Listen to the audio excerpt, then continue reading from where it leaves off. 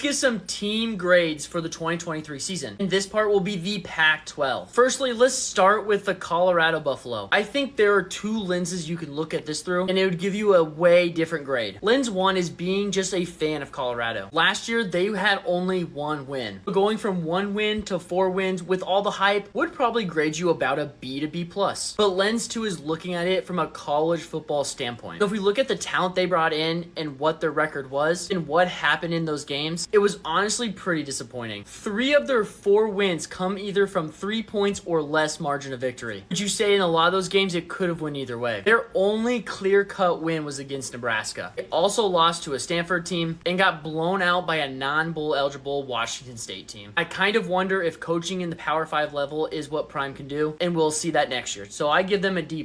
Next we got USC, and this is also a very disappointing team. Going 11-3 last year and barely just missing out on the playoffs. This year they go 7-5, and they just fell apart at the end of their season. There's really not much else to say when you got a Heisman winner on your team and you're only going 7-5, so I give them a D+.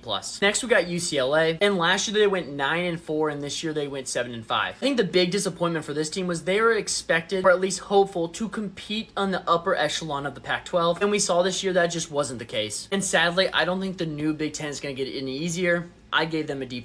Next, we got Utah, and it was really a shame that Cam Rising could not come back and play this year, as they were a 10-win team last year with him. As you can see, this year they went 8-4, and if you watched any of their games, their quarterback play was very subpar. But their team, other than their quarterback, was honestly super great. So for that, I gave them a pretty middling score in a B-. Nextly, let's talk about Oregon State. They were 8-4 this year, and they were a player or two away from potentially going to the conference championship game. But as we could see on the field, they weren't the levels of Oregon and Washington. And it's sad to see that Jonathan Smith is leaving. Before this last season, I give them a solid B+.